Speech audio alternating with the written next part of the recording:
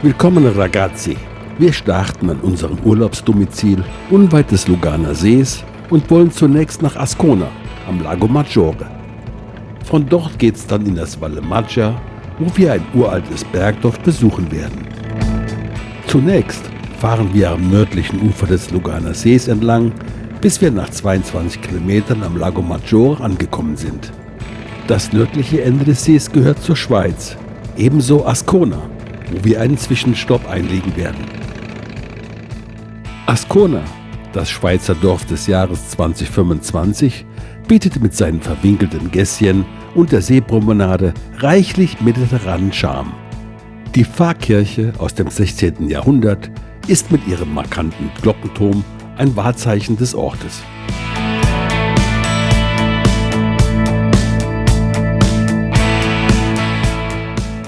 Die Promenade bietet einen wunderschönen Blick auf den See und die Presagio-Inseln.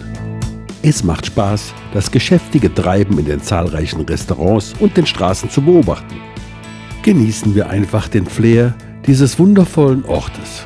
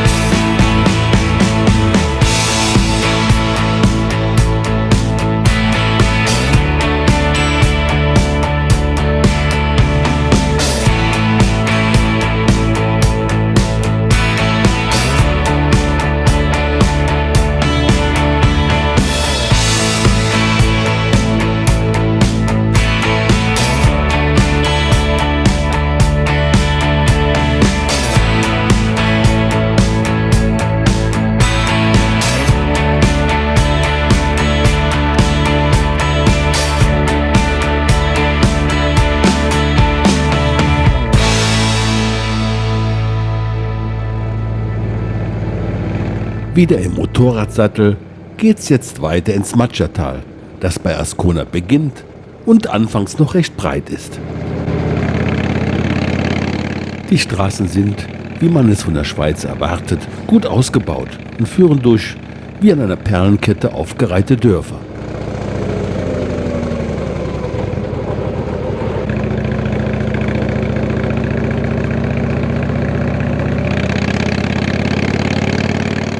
Die Maggia ist noch nicht gänzlich gezähmt und weist den Weg durch eine der malerischsten Tessiner Landschaften.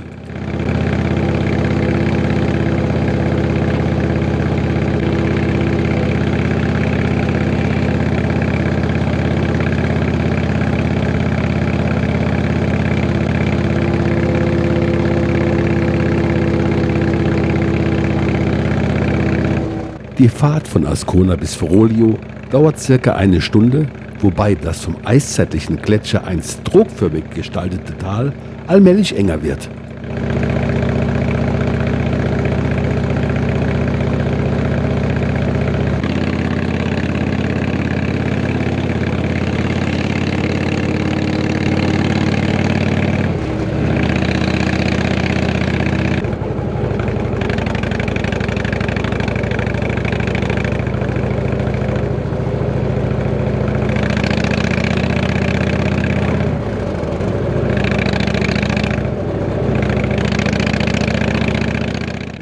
Es gibt eine Vielzahl von Grotti bzw. Restaurants entlang der Strecke. Die Grotti waren ursprünglich natürliche Felshöhlen, in denen die Landbevölkerung im Tessin Wein, Schinken und Käse aufbewahrten.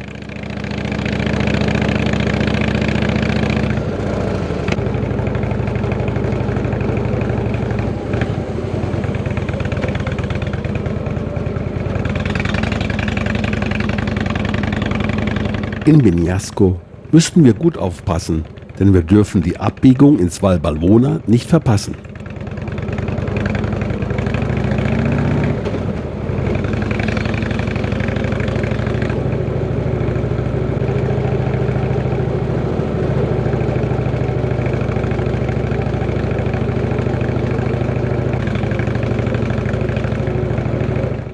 Die Hinweisschilder zeigen noch an, dass mit Straßenschäden im Val Bavona zu rechnen ist. Durch Unwetter bzw. Murenabgänge in den Vorjahren kam es zu massiven Schäden, die aber schon weitgehend behoben worden sind.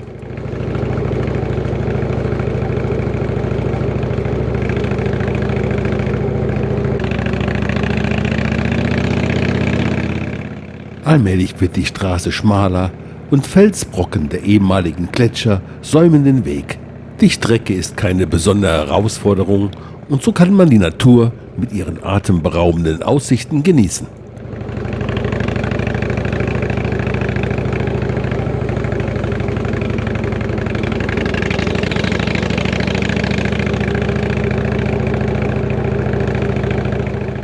An vielen Stellen sind noch deutliche Spuren der letzten Unwetter, Felsstürze und Gerölllawinen zu sehen.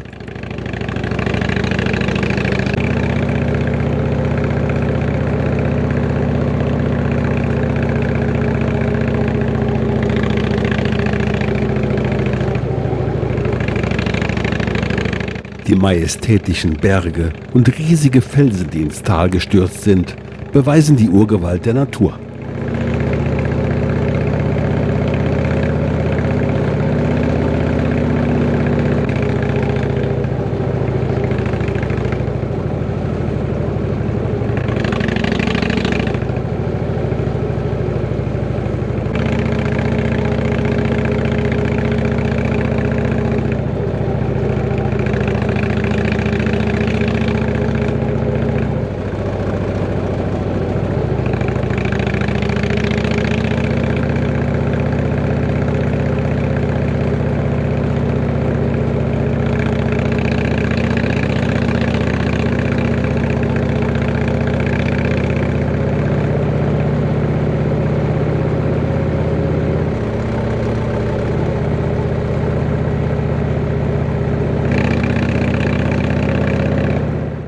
Noch immer sind Aufräumarbeiten im Gange, um der gigantischen Schuttberge Herr zu werden.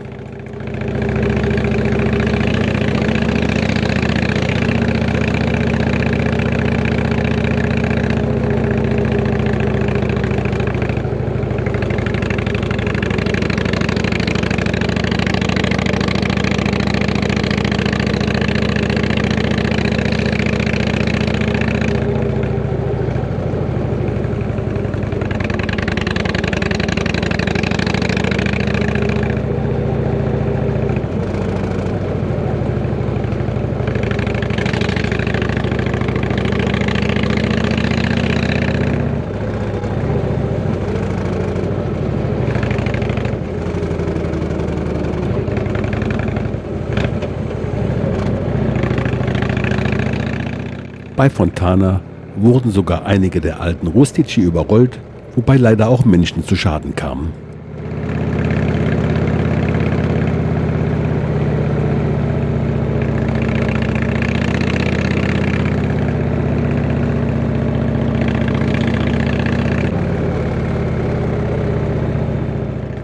Beeindruckend ist immer wieder zu sehen, wie das Gletschereis die Felsen blank geschliffen hat.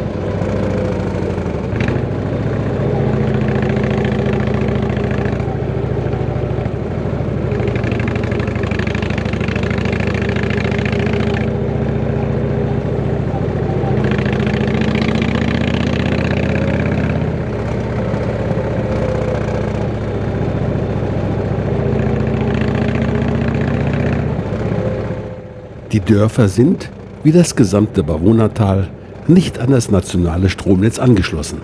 Die findigen Bewohner des Tals nutzen stattdessen alternative Methoden wie Solarpaneele, Gasflaschen oder auch kleine Wasserturbinen, um ihren Mindestbedarf an Energie zu decken.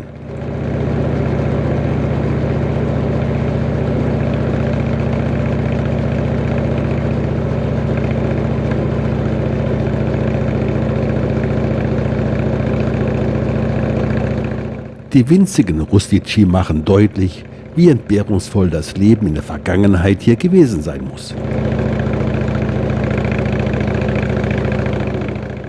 Oftmals sind die kleinen Weiler nur im Sommer bewohnt, weil die Bedingungen in der kalten Jahreszeit wenig einladend, ja harsch sein können.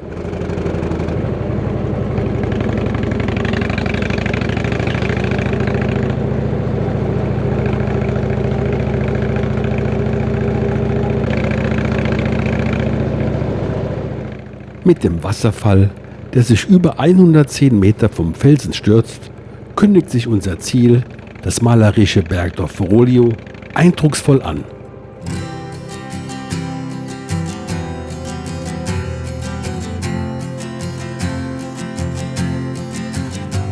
Das in seiner Ursprünglichkeit besterhaltene Dorf besteht ausschließlich aus traditionellen Steinhäusern, den Rustici.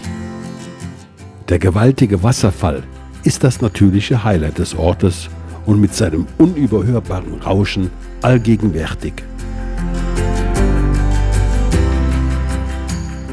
Wir nehmen uns Zeit und schlendern respektvoll durch die engen Gassen, bevor wir im gemütlichen Grotto La Froda regionale Gerichte genießen werden.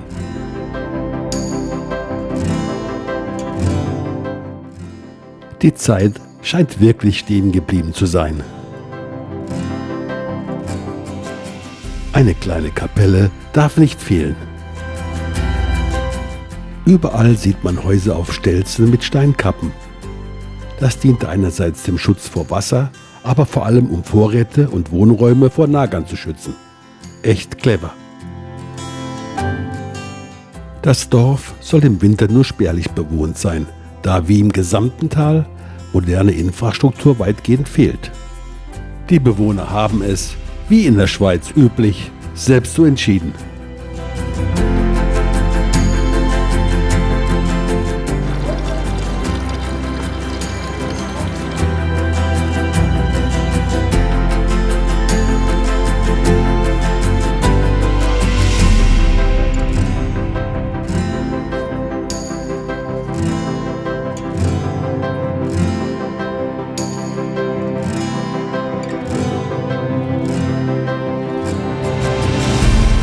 Viele Häuser werden nur in den Sommermonaten als Ferienhäuser genutzt.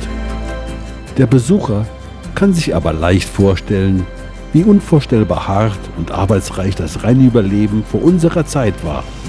Wir empfinden den Wasserfall als ein romantisches Highlight, aber für die ehemaligen Bewohner war er nur eine Erinnerung an die Mühen, wenn sie in das Hochtal aufsteigen mussten, in dem das Wasser seinen Ursprung hat. Mit diesem eindrucksvollen Bild verabschieden wir uns von euch. Macht es gut und bis zum nächsten Mal.